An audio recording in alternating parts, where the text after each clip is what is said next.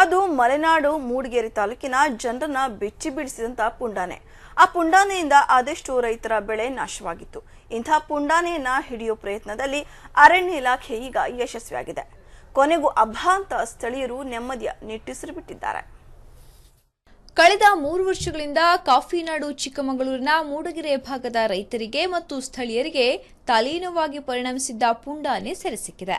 ಸಕ್ಕರೆಬೈಲು ಹಾಗೂ ದುಬಾರಿಯ 4 ಆನೆಗಳ ಸಹಾಯದಿಂದ 60 ಸಿಬ್ಬಂದಿ ನಡೆಸಿದ ಕಾರ್ಯಾಚರಣೆ ಯಶಸ್ವಿಯಾಗಿದೆ. ನಿನ್ನೆ ಸಂಜೆ ವೇಳೆಗೆ ಪುಂಡಾನೆ ಸೆರೆ ಹಿಡಿಯಲಾಗಿದೆ. ಇದರಿಂದಾಗಿ ಗ್ರಾಮಸ್ಥರು ನೆಮ್ಮದಿಯ ನಿಟ್ಟುಸಿರು ಬಿಡುವಂತಾಗಿದೆ. ಮೂಡಿಗೆರೆ ತಾಲೂಕಿನ ಈ ಬೈರಾಪುರ ಏರಿಯಾದಲ್ಲಿ 3 ಆನೆಗಳು ಸುಮಾರು ವರ್ಷಗಳಿಂದ ಬಂದು ರೈತರಿಗೆ ತೊಂದರೆ ಕೊಡ್ತಂಥ ಒಂದು ಸನ್ನಿವೇಶ ಇತ್ತು. ಆ 3 ಆನೆಗಳಲ್ಲಿ 2 ಗುಂಪಿತ್ತು. ಒಂದು 2 ಆನೆದು ಒಂದು ಗುಂಪು, ಇವತ್ತು ಹಿಡಿದಿರತಕ್ಕಂಥ ಆನೆದು ಒಂದು ಗುಂಪು. ಇವು ಇಲ್ಲಿನವರೆಗೆ ಯಾರಿಗೂ ಮನುಷ್ಯನಿಗೆ ಹಾನಿ ಮಾಡಿಲ್ಲ, ಆದರೆ ಬೆಳೆಗೆ ತುಂಬ ಹಾನಿ ಮಾಡಿ ಇಲ್ಲಿ ಸುಮಾರು ರೈತರು ತಮ್ಮ ವ್ಯವಸಾಯನೇ ಬಿಟ್ಟು ಹೊರಗಡೆ ಹೋಗಿರುವಂಥ ಸನ್ನಿವೇಶಗಳಿದ್ದು, ಈ ಆನೆನ ಹಿಡಿಬೇಕು ಅಂತ ಹೇಳಿ ನಾವು 6 ತಿಂಗಳಿಂದ ಪ್ರಯತ್ನಪಟ್ಟು ಸರ್ಕಾರದಿಂದ ಆನೆ ಹಿಡಿಲಿಕ್ಕೆ ಆದೇಶವನ್ನು ಪಡೆದು ತಯಾರಿಯನ್ನು ಮಾಡಿಕೊಂಡಿದ್ವಿ. ಸೆರೆ ಹಿಡಿಯಲಾಗಿರೋ ಈ ಆನೆ ಕಳೆದ 3 ವರ್ಷಗಳಿಂದ ಕಾಟ ಕೊಡ್ತಾ ಇತ್ತು. ರೈತರ ಜಮೀನುಗಳಿಗೆ ನುಗ್ಗಿ ಅಪಾರ ಪ್ರಮಾಣದ ಬೆಳೆ ನಾಶ ಮಾಡ್ತಿತ್ತು. ಈ ಸಂಬಂಧ ಸ್ಥಳೀಯರು ಹಲವು ಬಾರಿ ಆನೆಯನ್ನ ಸೆರೆ ಹಿಡಿಯುವಂತೆ ಸರ್ಕಾರಕ್ಕೆ ಮನವಿ ಮಾಡಿಕೊಂಡಿದ್ರು.